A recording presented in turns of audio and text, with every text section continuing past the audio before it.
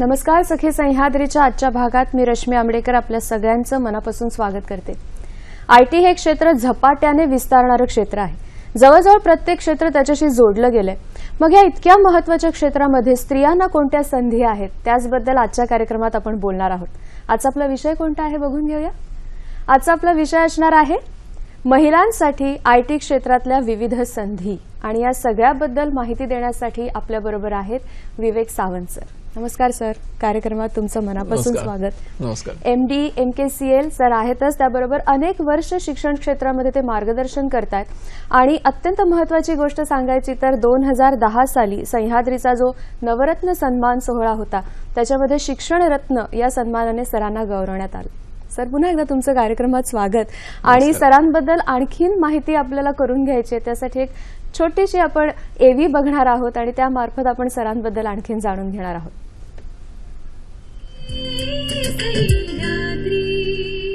आजच्या ज्ञानप्रधान युगात हळूहळू संगणक साक्षर आणि संगणक निरक्षर हाच सर्वात मोठा भेद असेल तो ओळखून संगणकाच्याच माध्यमातून मिटवायचा अत्यंत तळमळीने प्रयत्न करणारे आणि आपले ज्ञान शिक्षण क्षेत्रात सर्वदूर पोहोचवणारे विवेक सावंत. MSc नंतर कम्प्युटेशनल फिजिक्समध्ये MPhil केल्यावर सावंत पुण्याच्या फर्ग्युसन कॉलेजमध्ये लेक्चरर झाले. 88 साली सावंत CDAC या संस्थेत रुजू झाले. 91 साली भारतीय वैज्ञानिकांच्या ज्ञानाचा महामेरू ठरणाऱ्या सुपर कम्प्युटरच्या निर्मितीत त्यांनी मोलाचं योगदान दिलं.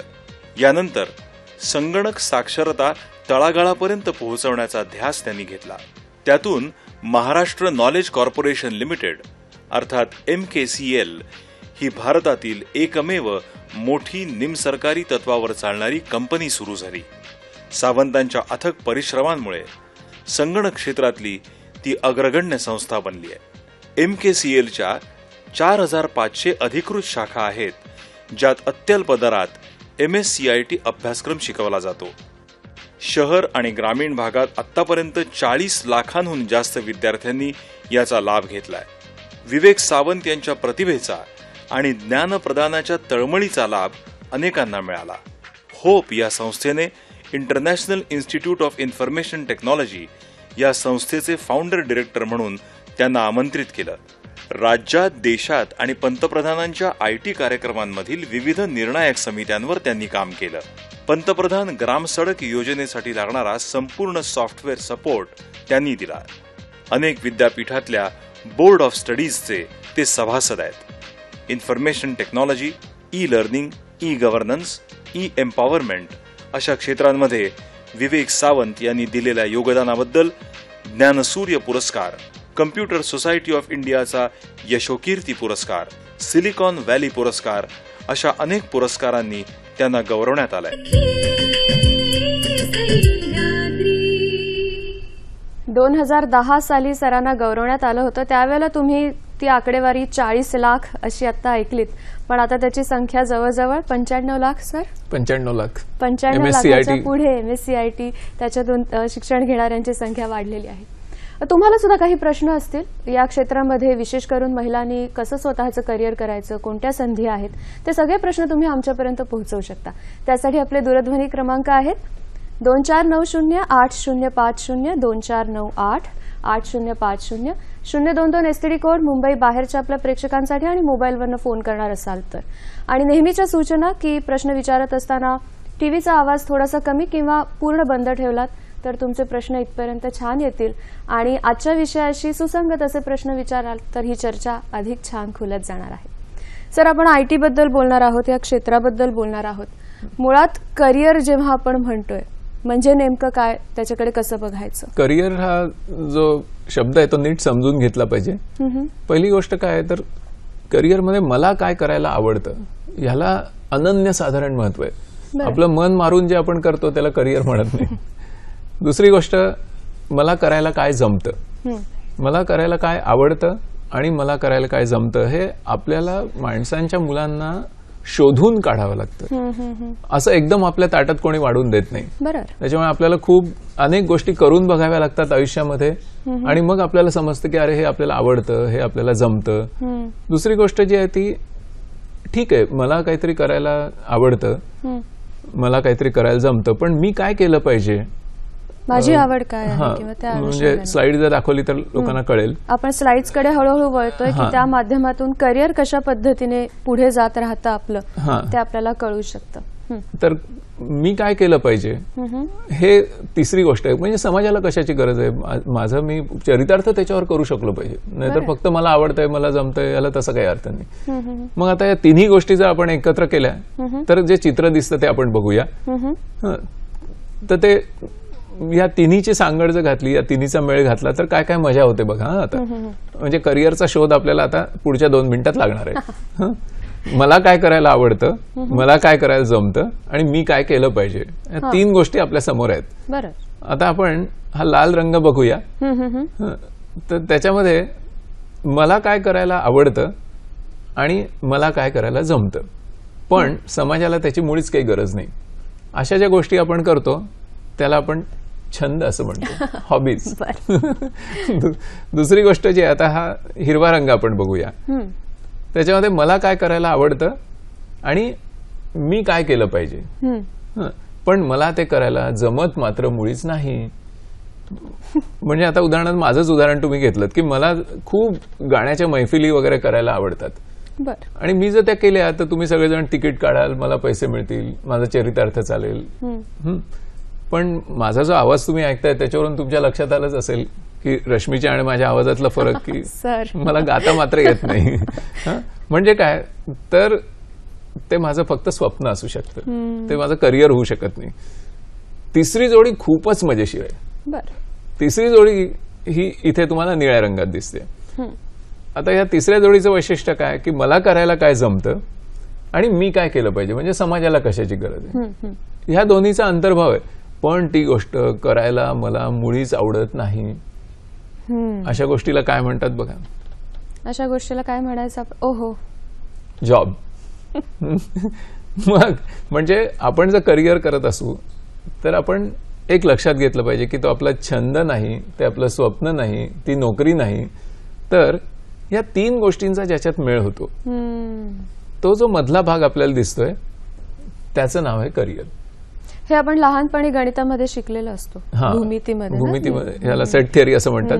तर मला काय करायला आवडतं, मला काय करायला जमतं आणि समाजाला कशाची गरज, याच्यात ज्याच्यात सुंदर मेळ साधला जातो त्याच्यात आपलं करिअर होतं. आणि सर्वात महत्वाची गोष्ट काय की हा शोध आपल्याला आयुष्यभर लागत राहतो. बरोबर. त्याच्यामुळे आपली नवीन नवीन करिअर्स घडतात. असं नाहीये की या 3 गोष्टी फक्त एकदाच एकत्र येतात. आपण जसं जसं पुढे जातो, नवीन गोष्टी शिकत जातो, नवीन गोष्टी करत जातो. उदाहरणार्थ मी ज्या वेळेला लहान होतो त्यावेळेला मला असं वाटत होतं की गणित हेच माझं करिअर होणार आहे. पण पुढे मी कम्प्युटर प्रोग्रॅमिंग शिकलो, पुढे कम्प्युटर्स आले. माझ्या लहानपणी कम्प्युटर नव्हते, मग कम्प्युटर आले, मग ते मला जमायला लागलं, ते मला आवडायला लागलं आणि मग मला लक्षात आलं समाजालाही त्याची गरज आहे. मग मी पुढे कम्प्युटरमध्ये करिअर. म्हणजे सर ह्याचा अर्थ पण असा काढायचा की आपण ऑप्शन्स नेहमी ओपन ठेवले पाहिजेत जसजसे आपण पुढे जात राहतो तेव्हा. एक्झॅक्टली. आणि सर्वात महत्वाची गोष्ट म्हणजे ऑप्शन्स ओपन ठेवले पाहिजे आणि आपण स्वतः उत्साहाने त्या गोष्टी करून बघितल्या पाहिजे. म्हणजे मला एकदा माझ्या ऑफिसमधल्या लोकांनी एकदा सांगितलं की तुम्ही आमच्याबरोबर पिकनिकला या. आणि ते म्हटले की चला आपण आता रायगडाच्या तिथे जाऊ. मग रायगडावरून त्यांनी मला असं कुंडलिका नदी खवळलेला, पूर आलेली अशी दाखवली, वरतून धोधो पाऊस पडत होता. आणि ते म्हणाले का आता तुम्हाला रिव्हर राफ्टिंग करायचं याच्यात. मला असं वाटलं की उद्या आता पेपरला बातमी येणार. पण मग ज्यावेळी मी प्रत्यक्ष त्या रॅफ्टमध्ये घाबरत का होईना चढलो आणि त्या कोचकडून थोडंसं ट्रेनिंग घेतलं, त्याच्यानंतर मला तिथून बाहेरच पडावं असं वाटत नव्हतं. त्या खवळलेल्या नदीमध्ये मी रॅफ्टिंग करतच होतो. तिकिटाचे पैसे संपूनच गेले होते तरी मी आणि माझे कोच एन्जॉय करत होतो. म्हणजे काय, तर मी ते करून बघितलं म्हणून मला समजलं की अरे आपल्याला हे आवडतं. सर आता हळूहळू आपण आयटीच्या क्षेत्राकडे वळणार आहोत, पण पहिला फोन आला आपल्याला. अनुजा दीक्षित आपल्याशी बोलतायत. नमस्कार. हॅलो. नमस्कार. प्रश्न विचारा. माझं नाव अनुजा दीक्षित आणि मी पुण्यावरून आहे. बोला. आणि माझं 2 वर्ष झाले लग्न होऊन आणि माझा 1.5 वर्षाचा एक्सपिरियन्स आहे. कशामध्ये? 1.5 वर्षाचा गॅप झालाय माझा. अनुजाताई, कशात एक्सपिरियन्स आहे तुमचा? तर 1.5 वर्षाचा? आता मी कधी पण जॉबला म्हणजे मला कॉल आला ना तर मला 1.5 वर्षाचा गॅप ऐकून ते इंटरव्ह्यू वगैरे कॅन्सल होऊन जातात. तुमचा अनुभव कशामध्ये होता? शोध घेतला पाहिजे. अनुजाताई, तुमचा अनुभव कोणत्या क्षेत्राशी संबंधित आहे ते सांगितलं तर आणखीन छान उत्तर मिळेल याचं. हा, माझा .NET मध्ये एक्सपिरियन्स आहे. ओके. 1.5 वर्षाचा. बर, प्रोग्राम. धन्यवाद. .NET मध्ये 1.5 वर्षाचा एक्सपिरियन्स, पण लग्नानंतर गॅप झाली आहे.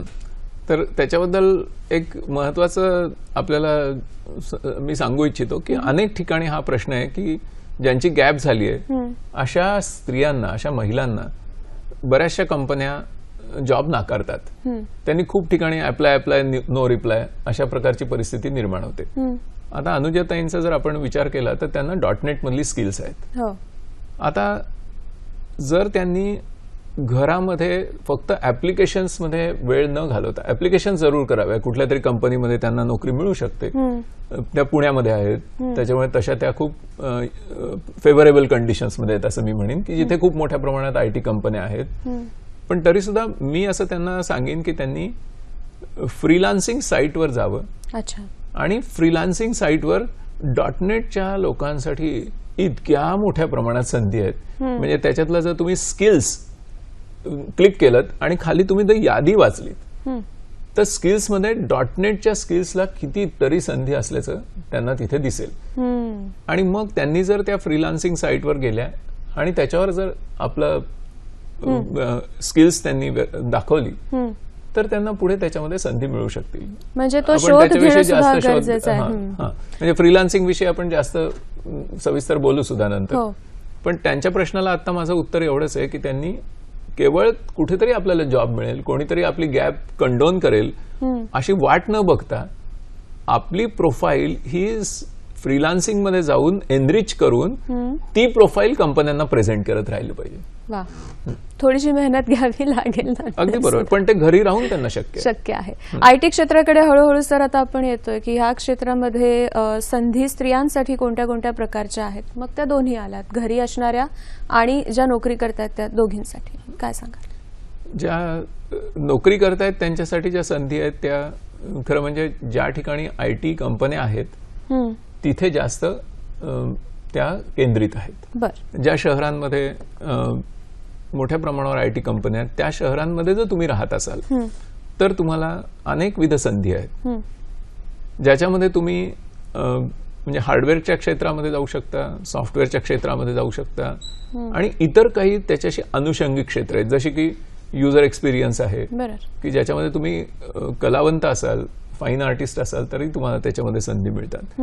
पण सर्वदूर पसरलेल्या क्षेत्रामध्ये जर बघायचं झालं तर एक खूप महत्वाची संधी स्त्रियांना IT क्षेत्रात आहे, ती म्हणजे IT क्षेत्रामध्ये अध्यापन करणं. इतक्या मोठ्या प्रमाणात IT शिकवणाऱ्या संस्था आज महाराष्ट्रभर निर्माण झालेल्या आहेत आणि त्याच्यामध्ये अक्षरशः हजारोनी मुलं आणि मुली IT शिकण्यासाठी उत्सुक आहेत.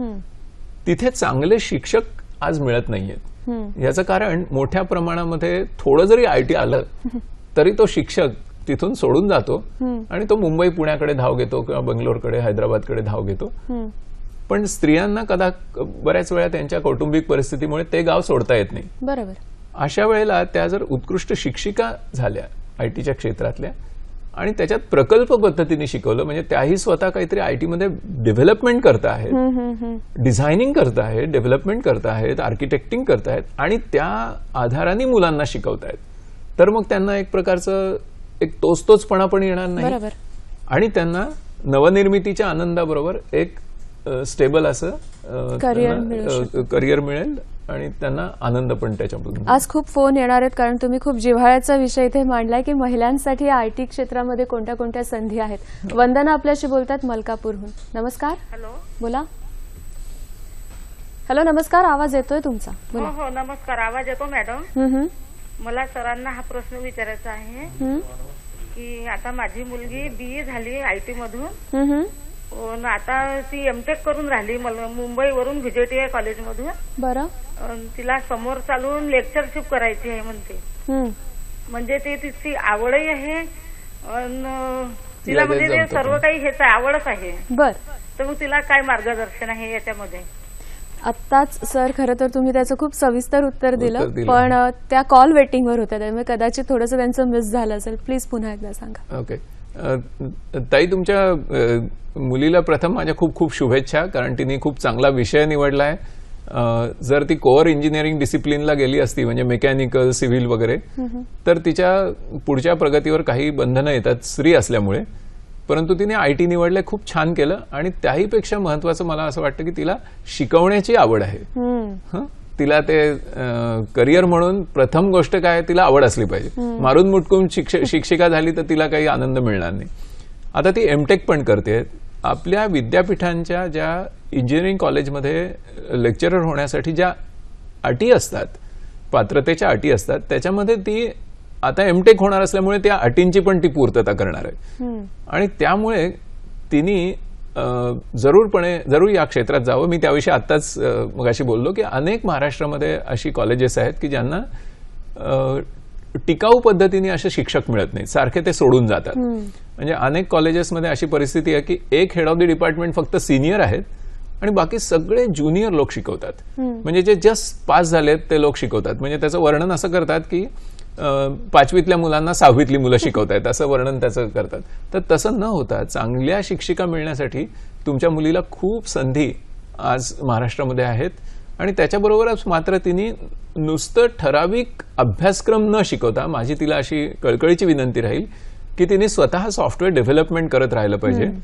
तिने फ्रीलान्सिंग पोर्टल्सवर गेलं पाहिजे, तिथे नवीन नवीन प्रोजेक्ट्स मिळवले पाहिजे आणि स्वतः एक प्रॅक्टिशनर असताना शिक्षक झालं पाहिजे. मग ती खूप चांगली परिणामकारक शिक्षिका होईल, विद्यार्थीप्रिय शिक्षिका होईल आणि विद्यार्थ्यांना सुद्धा करिअरचं मार्गदर्शन ती चांगल्या पद्धतीने करू शकेल. IT बद्दल सर आपण इतकं बोलतोय, काही जणांना त्याची खूप भीती वाटते नावावरनच. पण जर सांगितलं तुम्ही की ITचा उपयोग आपण आपल्या रोजच्या जीवनामध्ये किती करत असतो, तर त्याचं महत्व सगळ्यांना कळेल आणि या क्षेत्राकडे सुद्धा खूप फोकस्ड सगळेजण बघायला लागतील. ITचा खरा अर्थ काय आहे की IT म्हणजे फक्त कम्प्युटर नाही, तर ITचा अर्थ कम्प्युटिंग आहे. मग कम्प्युटिंग कुठल्या कितीतरी डिव्हायसेसनी करता येतं. म्हणजे कम्प्युटर, डेस्कटॉप कम्प्युटरनी करता येतं, लॅपटॉपनी करता येतं, टॅबलेटनी करता येतं, पॅडनी करता येतं, मोबाईल फोननी करता येतं, कितीतरी डिव्हायसेस आहेत. दुसरी गोष्ट IT मध्ये काय असते तर कम्युनिकेशन, म्हणजे संचार. नुसतंच कम्प्युटिंग नाही तर कम्युनिकेशन. आणि तिसरी महत्वाची गोष्ट काय असते तर ती म्हणजे कंटेंट, म्हणजे information. Content is the king. Information हा त्याच्यातला राजा आहे. आणि कम्प्युटिंग आणि कम्युनिकेशन ह्या फक्त त्याला आधार देणारे 2 तंत्रज्ञान आहेत. जसं पूर्वी जी पुस्तकातली माहिती आहे ती सर्वश्रेष्ठ आहे, पेपर आणि प्रिंटिंग या त्याला पूरक अशा टेक्नॉलॉजीज आहेत, त्या आता बदलल्या आणि आता कम्प्युटिंग आणि कम्युनिकेशन झाल्या. आणि त्याच्यामुळे आपण जर बघितलं तर खरं म्हणजे मी तर असं म्हणेन की आपण एका सॉफ्टवेअर सोसायटीमध्ये जगतो आहोत. म्हणजे ती सोसायटी सॉफ्टवेअर शिवाय चालूच शकत नाही. आपण जर सकाळी उठलो तर आपण बऱ्याच वेळा बघतो की आपण आपल्या मोबाईल फोनमध्ये अलार्म लावून त्याच्यानेच उठत असतो. आपल्याला कुठेतरी गाडी पकडायची असते किंवा कुठेतरी जायचं असतं. नंतर आपण बघतो की आपल्याला खूप व्हॉट्सअपमध्ये आधीच काही कोणी पाठवून ठेवलं, मग त्याचे रिप्लाय द्यायला सुरुवात. नंतर आपण बघतो की आज कोणाकोणाचे वाढदिवस आहेत, त्यांना आपण लगेच बेस्ट विशेष, बर्थडे विशेष पाठवतो, त्यांना गिफ्ट्स, त्याच्यातून गिफ्ट्स पाठवतो, छान छान ग्रीटिंग्स पाठवतो. नंतर आपण आपल्या अपॉइंटमेंट्स बघतो, आज कुठे कुठे जायचंय, कोणाकोणाला भेटायचंय वगैरे अशा गोष्टी बघतो.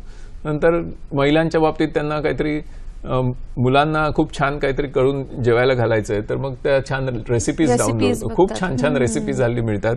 त्याच्यामुळे पुरुष सुद्धा चांगल्या गोष्टी हल्ली करतात, पण खूप छान रेसिपीज डाउनलोड करता येतात. दुसरं म्हणजे आपल्याला कुठेतरी सिनेमाला जायचंय तर त्याचे घर बसल्या तिकीट आपण बुक करू शकतो. तिथे जाऊन वेळ घालवण्यात अर्थ नाही, निराशा होते. त्याच्यापेक्षा आधीच आपण सिनेमा, नाटक किंवा इतर करमणुकीच्या कार्यक्रमांची तिकीटं बुक करू शकतो. दुसरी गोष्ट काय तर आता आपल्या घरामध्ये इन्कम अकाउंटमध्ये पगार जमा होत असतो आणि खर्चाच्या अकाउंटमधून आपण दैनंदिन खर्च करत असतो. पण आता खर्चाच्या अकाउंटमध्ये शिल्लक नाहीये, तर मग इन्कम अकाउंटमधून लगेच आपण आपल्या नेट बँकिंग अकाउंटचा उपयोग करून आपला कस्टमर ID आणि पासवर्ड टाकून आपण याच्यातून पैसे ट्रान्सफर करू शकतो. मग आपण जर गेलो तर आपल्या डेबिट कार्डवरून आपल्याला व्यवहार करता येतात. त्याचबरोबर आपली मुलं संध्याकाळी घरी येतात आणि आईला थांबवते, म्हणजे अर्धा दिवस झालाय आपला, अर्धा दिवस झाला, पुढला दिवस कसा चाललाय त्याच्याकडे आपण बघूया. फोन आला, नूतन आपल्याशी बोलतात मनमाडहून. हॅलो. हॅलो, नमस्कार, बोला. नमस्कार मॅडम. हं, मला जो प्रश्न विचारायचा होता आपल्याला, बोला. ते IT क्षेत्रात म्हणजे याची अट आहे का वयाची? बर, धन्यवाद.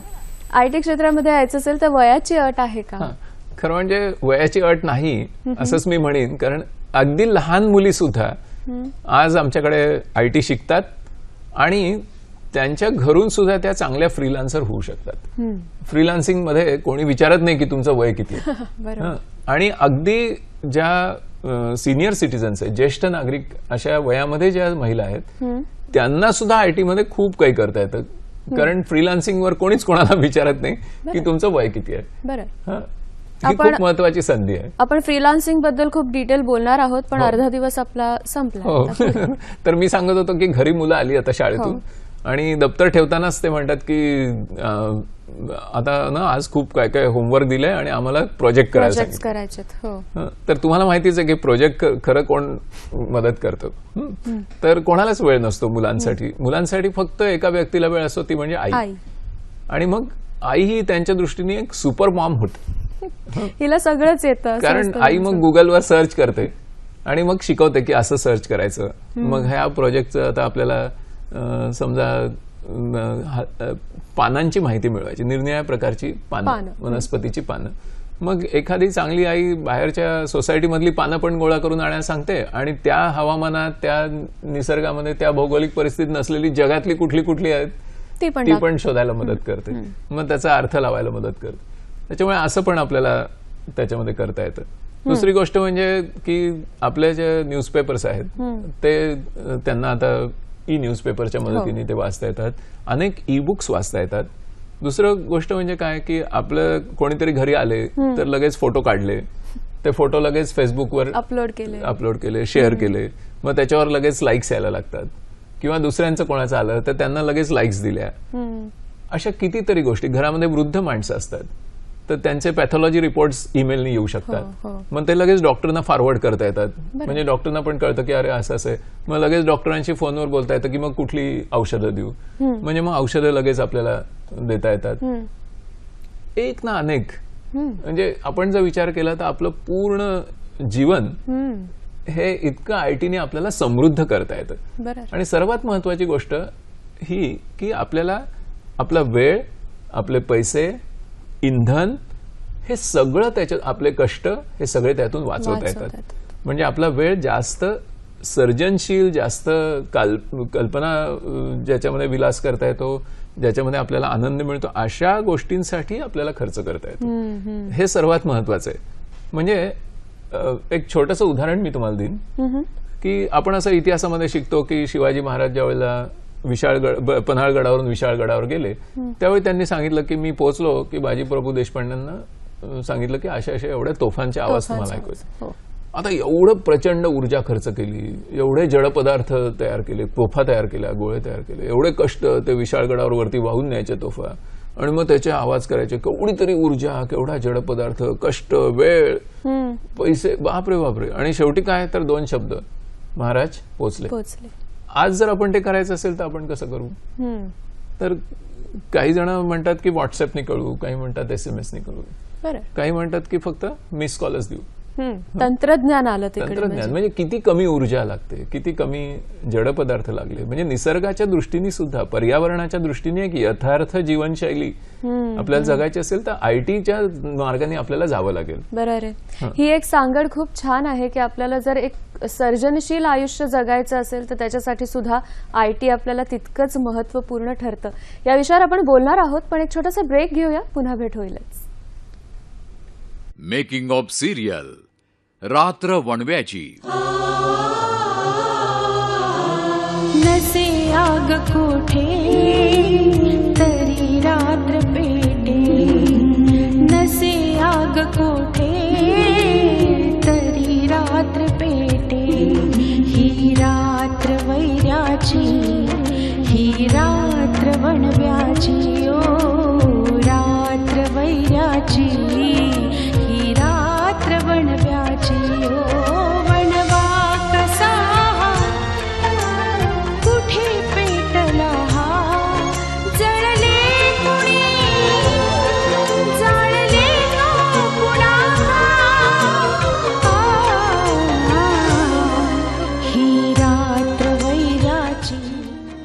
मेकिंग ऑफ सिरियल रात्र वणव्याची प्रसारण 26 जानेवारी आणि 27 जानेवारी दुपारी 3:30 वाजता.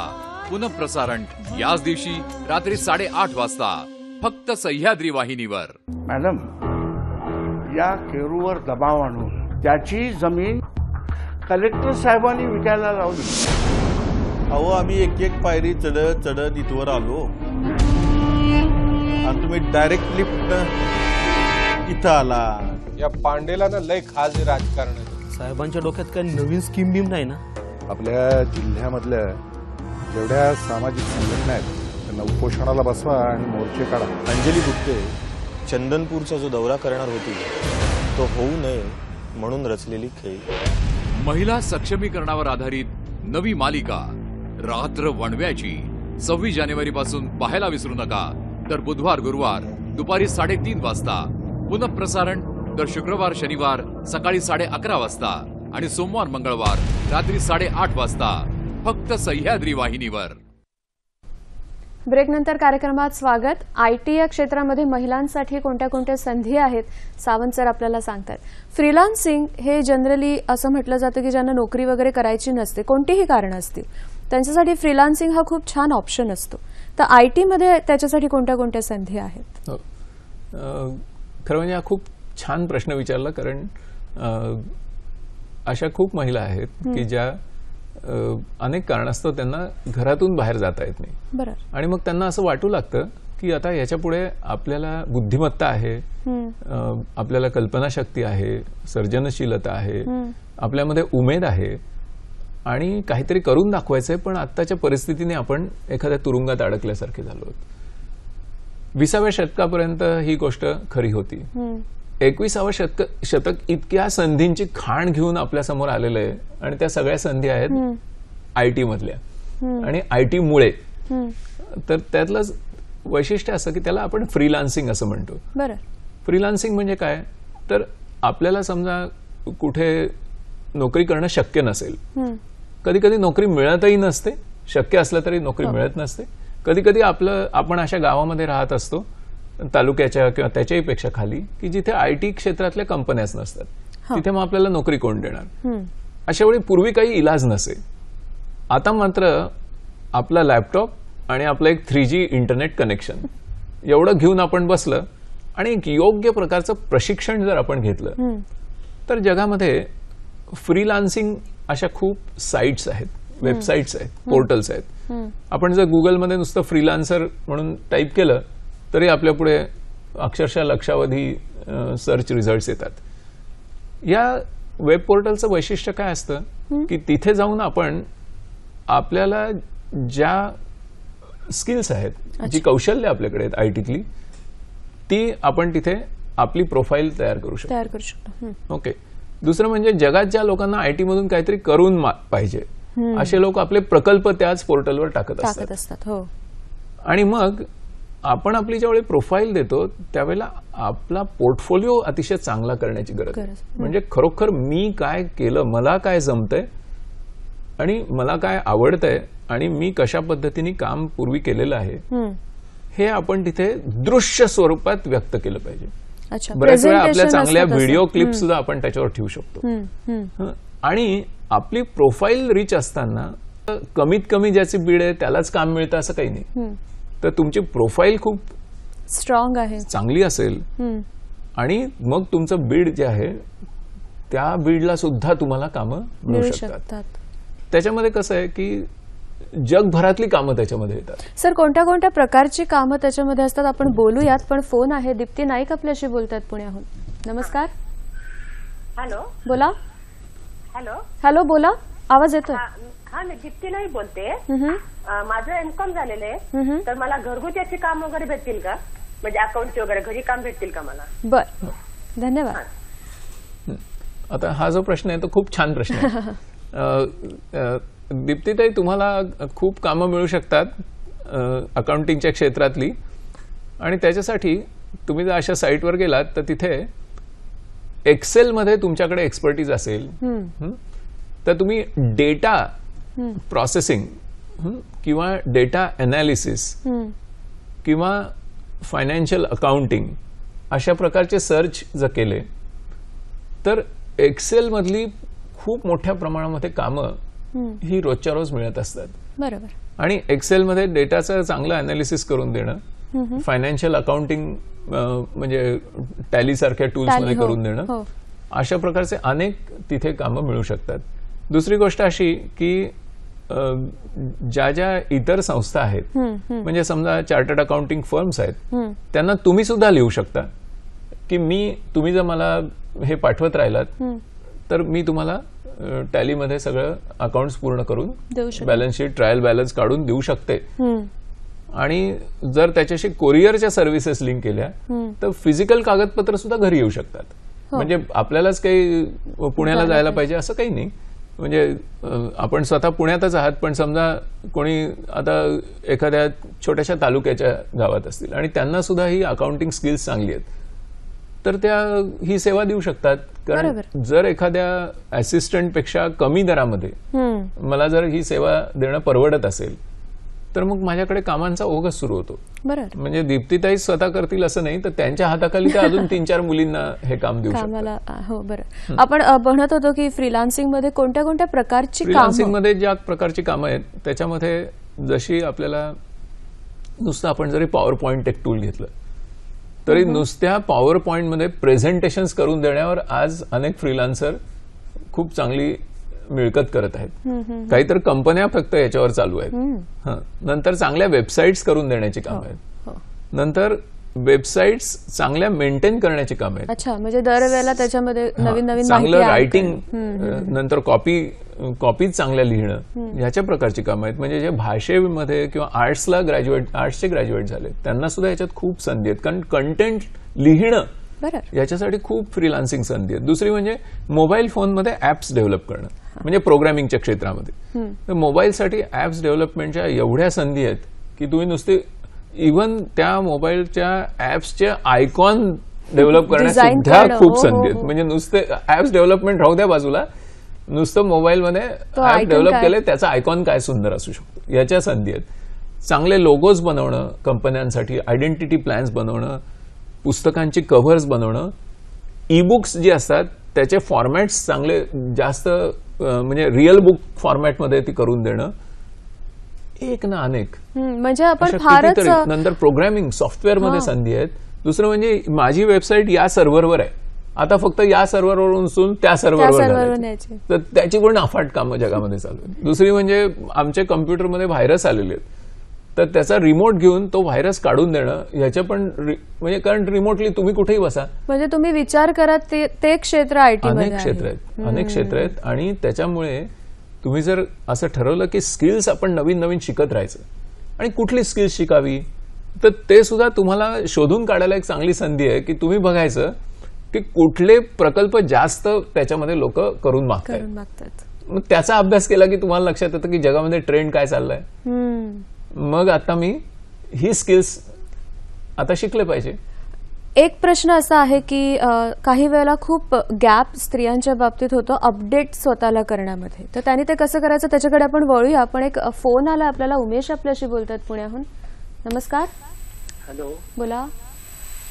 नमस्कार. हॅलो, नमस्कार सर. नमस्कार. हॅलो सर, तुमचा आवाज येतोय, सलग प्रश्न विचारा. हॅलो हॅलो, सलग प्रश्न विचारा. माझी मिसेसनं BCA केलाय IT मध्ये आणि नंतर त्यांनी MBA केलाय. आता 2 वर्षापासून त्यांनी गॅप घेतलेला लग्नामुळं. आता त्यांना काय करता येईल? जॉब करणार म्हणतात ते. पुण्यातच राहिलाय आम्ही. धन्यवाद. BCA मग MBA, लग्न झालं, ब्रेक घेतलाय, आता जॉब करायचा. उमेशजी, त्यांना जर जॉब करायचा असेल तर खरं म्हणजे त्यांनी निरनिराळ्या कंपन्यांमध्ये ऍप्लिकेशनसाठी पहिल्यांदा ज्या IT मधून कसं करावं, तर त्यांनी प्रथम आपला बायोडेटा हा निरनिराळ्या Naukri.com किंवा मॉन्स्टर किंवा अशा साईट्सवर प्रथम पोस्ट केला पाहिजे. म्हणजे त्यांना ज्या निरनिराळ्या करिअरच्या संधी आहेत त्याचे कॉल्स येण्याची सुरुवात होईल. बरोबर. आणि त्याचबरोबर मध्यंतरीच्या काळामध्ये त्यांनी फ्रीलान्सिंग मध्ये आपली सुरुवात केली पाहिजे.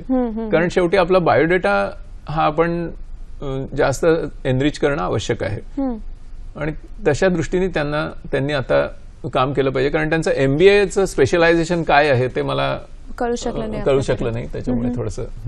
पण हे स्पेशलायझेशन कुठलंही असलं तरी त्या क्षेत्रात आपल्याला कसं जायचंय हे आपल्याला कळू शकतं ना, आपण कुठे आहोत किंवा आपण काय केलं. म्हणजे खरं म्हणजे आता कसं आहे की याचा शोध घेणं हे गुगलमुळे खूप सोपं झालेलं आहे. ते सुद्धा खूप सोपं झालेलं. ते स्किल आपण प्रत्यक्ष प्रथम वापरायला सुरुवात केली पाहिजे. म्हणजे माहिती वजा प्रश्नांना खरं म्हणजे आता स्वतःच उत्तर शोधता येतात. हे अपडेट कसं व्हायचं त्याच्याबद्दल आपण बोलणार आहोत, पण एक छोटासा ब्रेक घेऊया कार्यक्रमात आणि मग पुन्हा भेट होईल आपली. मेकिंग ऑफ सिरियल रात्र वणव्याची. नसे आग कोठे तरी रात्र पेटे, नसे आग कोठे तरी रात्र पेटे, ही रात्र वैराची, ही रात्र वणव्याची, ओ रात्र वैराची, ही रात्र वणव्याची, ओ वणवा कसा कुठे पेटला हा, जळले कुणी जाळले कुणा, ही रात्र वैराची. मेकिंग ऑफ सिरियल रात्र वणव्याची प्रसारण 26 जानेवारी आणि 27 जानेवारी दुपारी 3:30 वाजता. पुनःप्रसारण याच दिवशी रात्री 8:30 वाजता फक्त सह्याद्री वाहिनीवर. मॅडम, या केरूवर दबाव आणून त्याची जमीन कलेक्टर साहेबांनी विकायला लावली. अहो, आम्ही एक एक पायरी चढत चढत इथवर आलो आणि तुम्ही डायरेक्ट लिफ्ट इथं आला. या पांडेला ना लय खास राजकारण आहे. साहेबांच्या डोक्यात काही नवीन स्कीम बीम नाही ना. आपल्या जिल्ह्यामधल्या जेवढ्या सामाजिक संघटना आहेत त्यांना उपोषणाला बसवा आणि मोर्चे काढा. अंजली गुप्ते चंदनपूरचा जो दौरा करणार होती तो होऊ नये म्हणून रचलेली खेळ. महिला सक्षमीकरणावर आधारित नवी मालिका रात्र वणव्याची 26 जानेवारी पासून पाहायला विसरू नका. तर बुधवार गुरुवार दुपारी 3:30 वाजता. पुनःप्रसारण तर शुक्रवार शनिवार सकाळी 11:30 वाजता आणि सोमवार मंगळवार रात्री 8:30 वाजता फक्त सह्याद्री वाहिनीवर. ब्रेकनंतर स्वागत. आपण बोलतो आहोत IT या क्षेत्रामध्ये स्त्रियांसाठी कोणत्या कोणत्या वेगवेगळ्या संधी आहेत. आणि सर, आपण इथपर्यंत येऊन पोहोचलो होतो की अपडेट होणं हे फार गरजेचं असतं. आणि जर ब्रेक आला असेल त्या करिअरमध्ये, म्हणजे आधीचं करिअर आहे आता पुन्हा नव्याने सुरुवात करायची, तर हे अपडेट होणं कितपत गरजेचं आहे आणि ते कसं करायचं. याच्यात पहिली गोष्ट अशी आहे की आपण फ्रीलान्सिंगच्या संधी ज्या आहेत त्याचे जे विविध प्रकल्प आहेत त्याचा नीट अभ्यास केला पाहिजे. त्याचा अभ्यास केल्यानंतर आपल्याला कळतं की आपल्याला ज्याच्यात आवड आहे आणि ज्याच्यामध्ये मोठी मागणी आहे अशी क्षेत्र कुठली आहेत, आणि ती जी टूल्स अँड मेथॉडॉलॉजीज आहेत IT मधल्या, तर त्या आपण 2 प्रकारे शिकू शकतो. एक म्हणजे आपण E-लर्निंगच्या माध्यमातून अनेक साईट्स आहेत ज्याच्यामध्ये ओपन एज्युकेशन रिसोर्सेस आहेत, तिथे जाऊन प्रयत्नपूर्वक शिकू शकतो. किंवा अनेक प्रशिक्षण संस्था आहेत त्याच्यामध्ये जाऊन आपण प्रवेश घेऊन एक कालबद्ध पद्धतीने शिकू शकतो. कधी कधी असं होतं की ऑनलाईन शिकताना आपल्याकडून मुहूर्त लागत नाही. घरामध्ये मुलांचे प्रश्न असतात, कामं असतात, स्वयंपाक असतो, हे असं पाहुणे रावणे, त्याच्यामध्ये कधी कधी पोस्टपोनमेंट होते. पण आपण जर एखाद्या प्रशिक्षण केंद्रामध्ये प्रवेश घेतला, समजा आपल्याला ग्राफिक डिझायनर व्हायचं, आता ग्राफिक डिझायनिंगला खूप स्कोप आहे. किंवा फोटो एडिटिंग म्हणजे अगदी सोपं टेक्निक आहे की फोटो फक्त चांगल्या पद्धतीने एडिट करून देणं, व्हिडिओज एडिट करून देणं, ह्याला इतकी डिमांड आहे आणि रोजचं काम आहे. पण आता याच्यामध्ये सुद्धा नवीन नवीन स्किल्सचे त्याचे फायनर न्यूएन्सेस येत आहेत आणि ते टूल्सच्या नवीन नवीन व्हर्जन्स येतात. तर त्या शिकायचं तर मग आपला मुहूर्त लागत नाही.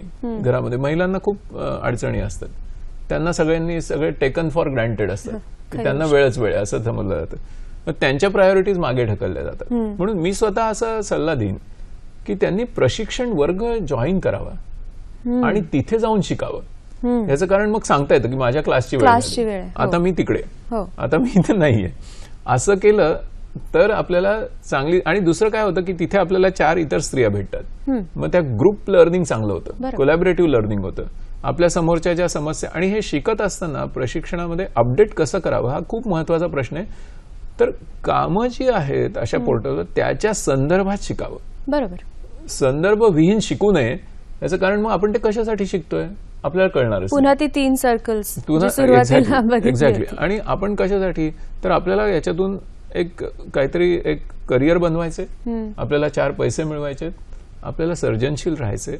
हे लक्षात घेऊन जर शिकलं तर आउटपुट्स प्रोड्यूस करणं हे या क्षेत्रात सर्वात महत्वाचं आहे. कारण याच्या टाइमला खूप महत्व आहे. तुम्ही जर फ्रीलान्सिंगमध्ये काम करत असाल आणि वेळेवर तुम्ही डिलिव्हरी दिली नाही तर तुम्हाला तिथे स्थान नाही. डेडलाईन. त्याच्यामुळे आपण नीट आपल्या कामाचं व्यवस्थापन, वेळेचं व्यवस्थापन करून, म्हणजे हे सुद्धा अपडेट होण्यातलं सर्वात महत्वाचं स्किल आहे की वेळेचं व्यवस्थापन कसं करायचं. म्हणूनच कदाचित तुम्ही म्हणताय की जाणीवपूर्वक त्या कोर्सला जाऊन तिथे शिकलं पाहिजे. तिथे असं शिकलं पाहिजे की तिथे बसलेलं असताना शिकता शिकता काही असाइनमेंट पूर्ण करता आल्या की मग आपल्याला आत्मविश्वास येतो की हा, याच्यातून खरंच मी असं शिकले की ज्याचा जगामध्ये उपयोग आहे. नाही तर फक्त शिक्षणासाठी शिकलं की फी वाया जाते. पुन्हा तो प्रश्न की आता काय करू. तर तसं होतं कामा नये. म्हणजे प्रत्यक्ष काम करून कामातून शिकायचं आणि शिकून अधिक चांगलं काम करायचं. अधिक चांगलं काम केलं की अधिक चांगली बिड्स करता येतात आपल्याला. मग अधिक चांगलं उत्पन्न आपल्या नेट बँकिंग अकाउंटमध्ये आपोआप जमा होत असतं. आणि करिअर पण छान. ऑफकोर्स. आणि मुलांवरही त्यामुळे संस्कार घडतात की आई एक आपली 21st सेंचुरी मॉम आहे, ती डिजिटल युगामध्ये काम करते. तर त्याचं म्हणजे आता नर्सिंग करणाऱ्या काही स्त्रियांना आम्ही कम्प्युटरवर शिकवलं की नवजात अर्भकांची काळजी कशी घ्यायची. आपण एक फोन घेऊया, मग ह्याच्यावर आणखीन बोलूयात. सुनीता साठे पुण्याहून बोलतात आपल्याशी. नमस्कार. Hello madam. नमस्कार. नमस्कार. माझा प्रश्न असा आहे की मी स्वतः BSc स्टॅटिस्टिक्स आहे, पण आता बरीच मध्ये वर्ष गॅप आहे, म्हणजे 20 वर्ष गॅप आहे. आता मला जर काही IT करायचं असेल तर मी कुठलं शिक्षण घ्यावं आणि कशा पद्धतीने करावं. धन्यवाद मॅडम. BSc स्टॅट्स आणि 20 वर्षाचा गॅप पण खूप मोठा आहे तसं बघायला गेलं तर माझी सूचना अशी राहील की प्रथम त्यांनी MSCIT सारखा IT साक्षरता अभ्यासक्रम शिकला पाहिजे. कारण जी नवीन टूल्स आहेत तर त्या टूल्स त्यांना प्रथम त्याची ओळख झाली पाहिजे. म्हणजे कम्प्युटरवर वापरताना अगदी सराईत असं स्मार्ट युजर होणं हे पहिल्यांदा आवश्यक आहे. कदाचित असं होईल की त्यांना असे पॉवर पॉइंट किंवा एक्सेल सारखं एखादं टूल खूप आवडेल आणि मग त्याच्यात त्यांनी इमिजिएट फ्रीलान्सिंगमध्ये काम सुरू करावं. आणि मग आता त्या स्टॅटिस्टिक्सच्या ग्रॅज्युएट आहेत, त्याच्यामध्ये त्यांना पुढे डेटा अनालिसिस म्हणजे सर्वात म्हणजे तुम्हाला आश्चर्य वाटेल की सर्वात हायली पेड करिअर जर आज कुठलं असेल तर डेटाच्या अनालिसिसचं आहे. तर व्हास्ट डेटा हँडल करणं हे स्टॅटिस्टिशियनना खूप सवय असते, त्या स्टॅटिस्टिक्स शिकलेल्या आहेत. आता अशा प्रकारचे व्हास्ट डेटा घेतल्यानंतर त्याच्यामध्ये मायनिंग करून पॅटर्न्स काढणं म्हणजे त्या डेटामधून काही मिनिंगफुल गोष्टी म्हणजे अर्थ शोधून काढणं आणि त्याचा त्या कंपनीला उपयोग होतो त्यांच्या पुढच्या पॉलिसीज ठरवताना, त्यांच्या मार्केटिंग स्ट्रॅटेजीज ठरवताना, त्यांच्या डिस्ट्रीब्युशन स्ट्रॅटेजीज ठरवताना. अशा प्रकारचं काम आज मोठ्या प्रमाणात या पोर्टलवर उपलब्ध आहे. म्हणजे डेटा अनालिसिस. तर याच्यामध्ये त्यांना जाता येईल. म्हणजे त्यांनी एकदा कम्प्युटर सराईतपणे वापरायला सुरुवात केली, एकदा एक्सेल चांगलं यायला लागलं, साधारणपणे त्यांना मायक्रो ब्लॉगिंग टूल्स, कारण शेवटी संपर्क म्हणजे संवाद साधता येणं याच्यासाठी काही मायक्रो ब्लॉगिंग टूल्स लागतात की तुम्हाला इन्स्टंट रिस्पॉन्स द्यावा लागतो. ज्या कंपनीचं काम तुम्ही घेतात you have to be continuously connected. तर मग ते मायक्रो ब्लॉगिंग करता येणं आणि मग चांगल्या प्रकारे अनालिसिस करून काही त्याच्यातून मिनिंगफुल पॅटर्न्स काढून देणं याची आज खूप जगामध्ये गरज आहे. छोट्या छोट्या कंपन्या सुद्धा आपले सर्व निर्णय आता डेटाच्या अनालिसिसवर घेतात, इंट्युशननी घेत नाहीत. याचं कारण डेटामध्ये काय काय दडलंय हे त्याच्यातून त्यांना पॉलिसीज सापडतात, स्ट्रॅटेजीज सापडतात आणि मग त्या स्पर्धात्मक क्षेत्रामध्ये त्या पुढे जातात त्या कंपन्या, कारण त्या डेटाचा चांगला उपयोग करतात. पण हे सगळं झालं ज्यांना तंत्रज्ञानाची आवड असते वगैरे, हे मी सर्वसामान्यांच्या वतीने विचारते. पण आपल्यातल्या काही जणी अशा सुद्धा असतील की ज्यांना खूप छान छान छंद असतात. मग त्याचा ह्या क्षेत्राशी आपण कसा काय मेळ घालू शकतो की मला खूप छान गायला आवडतं, माझी चित्रकला खूप छान आहे, हे जे तुम्ही आता सांगताय डेटा अनालिसिस वगैरे मी नाही करू शकत, पण तरी सुद्धा मला या क्षेत्रामध्ये काहीतरी करायचंय, काय ऑप्शन? आता उदाहरणार्थ प्रथम आपल्याला जे छंद असतील तर त्या समान छंद असलेल्या आपल्या जगातल्या मैत्रिणी शोधणं याच्यासाठी सर्वात पहिल्यांदा आयटीचा ओके म्हणजे कम्युनिटी. शेवटी संवाद साधता येण्यासाठी आपल्याला मैत्रिणी मिळवणं म्हणजे जसं 3 गोष्टी आहेत आयटी मध्ये. काही गोष्टी तुमच्या पर्सनल लाईफ व्यक्तिगत जीवनासाठी उपयुक्त आहेत, काही गोष्टी तुमच्या प्रोफेशनल जीवनासाठी उपयुक्त म्हणजे व्यावसायिक जीवनासाठी, आणि काही गोष्टी तुमच्या सोशल लाईफसाठी आहेत. तर सोशलायझेशन हा म्हणजे तुम्हाला आश्चर्य वाटेल की आज सोशल मीडिया साईट ज्या आहेत त्याच्यावर बहुसंख्येने स्त्रिया आहेत, जगभरचा पॅटर्न आहे. आणि मग त्याच्यामध्ये तुमचे छंद जे असतील त्याच्या संबंधी अधिक माहिती मिळवणं, आपल्यासारखे त्याच छंदातले छानदिष्ट मैत्रिणी कोण आहेत जगातल्या त्यांच्याशी संपर्क करणं, त्यांच्याशी देवघेव करणं, त्यांच्या कम्युनिटीज बांधणं, त्यांच्याबरोबर शेअरिंग करणं, हा तर खूपच मोठा एक प्रकार आहे. दुसरी म्हणजे आपले जे छंद आहेत ते छंदांमधून निर्माण झालेल्या कृती आहेत त्या जगाबरोबर शेअर करणं आणि त्याच्यावर लाईक्स मिळवणं आणि मग त्याच्यात अजून पुढे लोकांना आनंद देणं, आपल्याला स्वतःला आनंद घेणं. आता तुम्ही जर ओरिगामी या छंदाविषयी बोललात तर बापरे जगभर एवढा त्याचा प्रसार होतोय आणि लोक इतके त्याच्यात मशगूल झाले आहेत. किंवा कोणाला गाणीच ऐकण्याचा छंद असतो तर मग गाणी कितीतरी आपल्याला हजारो गाणी डाउनलोड करता येतात. आज ते शक्य नाही तर आपण दुकानामध्ये जाऊन गाणी घेणं वगैरे असं होत नाही.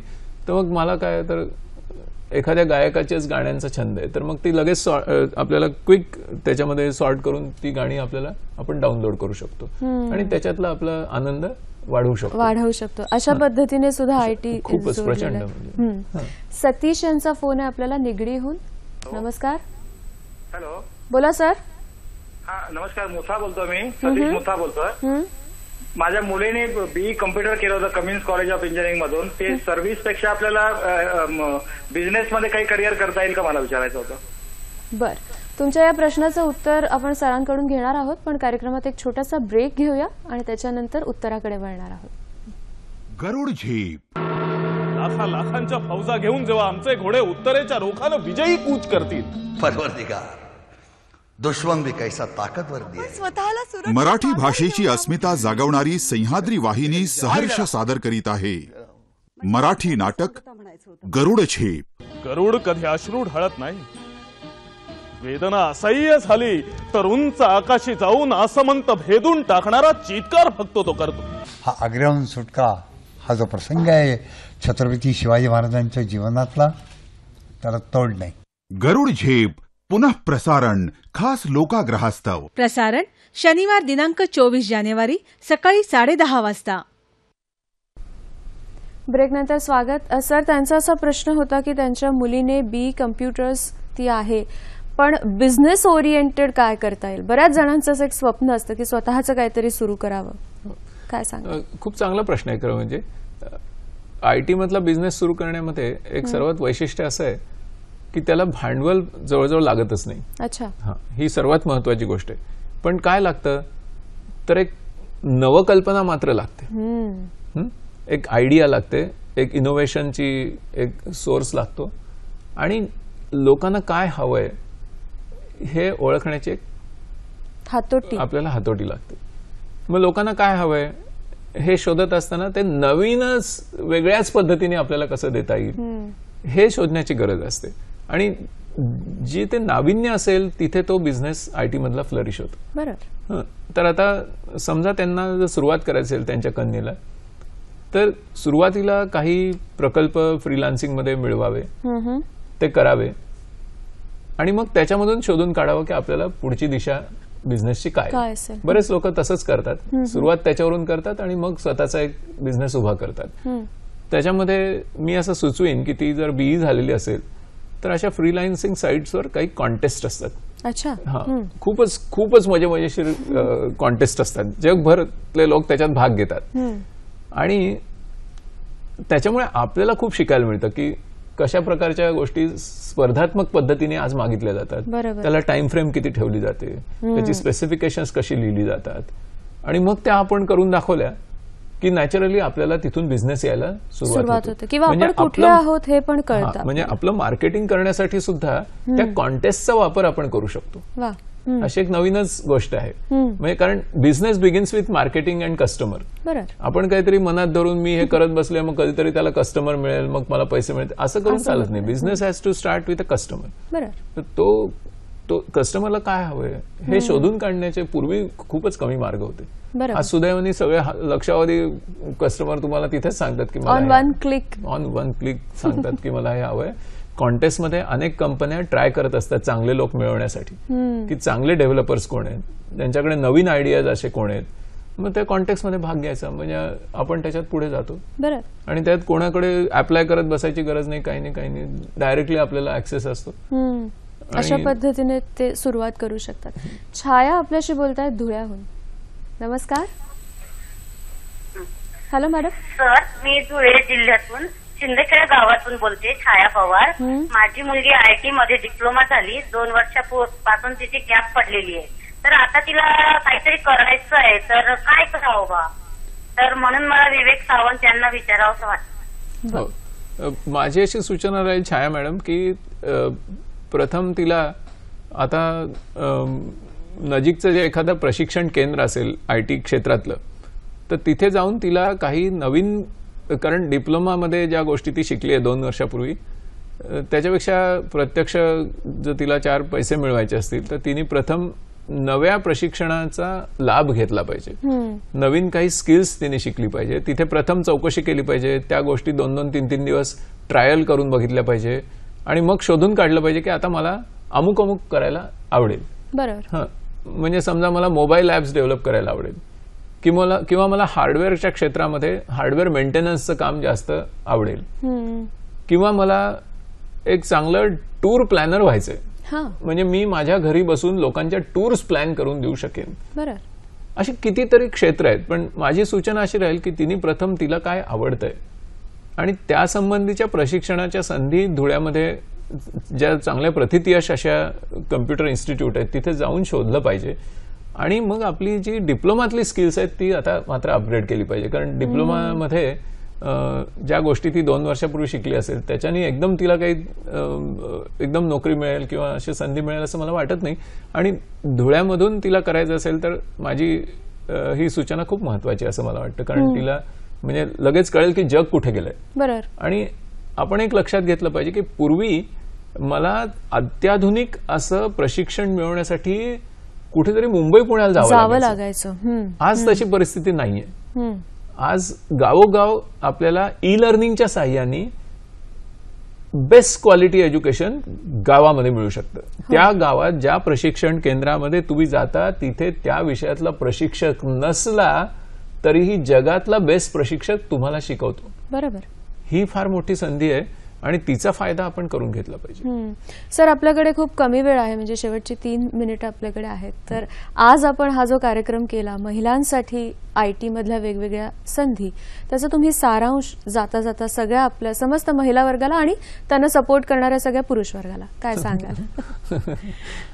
सर्वात पहिली महत्वाची गोष्ट म्हणजे की सर्व भगिनींना माझा असं विशेष असा संदेश राहील की प्रथम त्यांनी एक लक्षात घेतलं पाहिजे की त्या 21व्या शतकातल्या महिला आहेत. पहिली गोष्ट की ज्यामुळे त्या जिथे आहेत तिथून त्या जगभर आपली सेवा देऊ शकतात. त्यांच्याकडे इंटरनेट नावाचं एक प्रचंड मोठं नवं माध्यम आहे की जे 20व्या शतकातल्या महिलांकडे नव्हतं. त्याच्यामुळे प्रवास करून कुठेतरी स्थलांतर करूनच नोकरी मिळवणं या तुरुंगात त्या होत्या. आता त्या मुक्त आहेत. त्याच्यामुळे आपण जिथे आहोत तिथून जागतिक दर्जाचं काम आपण करू शकतो. कुठल्याही प्रकारे आपण कमी नाही. कुठल्याही गावात असलो तरी आपण जगातल्या अत्याधुनिक अशा विकसित देशामध्ये आहोत अशा मानसिकतेने आपण प्रथम उभं राहिलं पाहिजे. कारण त्याच्या मागची मानसिकता खूप महत्वाची आहे. जर मी सारखं स्वतःला सांगायला लागले की मी ग्रामीण भागात आहे, मी ग्रामीण भागात आहे, तो अप्रोच कमी होतो. आता त्याचं काहीही ती सबब राहिलेलीच नाही. बरं, आता तुमच्याकडे एक लॅपटॉप आहे, एक इंटरनेट कनेक्शन आहे आणि तुम्हाला उत्साह आहे, तुम्हाला त्याच्यामध्ये जिद्द आहे, तुम्हाला खूप कष्ट घेण्याची तुमची तयारी आहे, तर मग तुम्हाला अख्खं जग तुमच्या समोर आहे. हे प्रथम मानसिकता महत्वाची.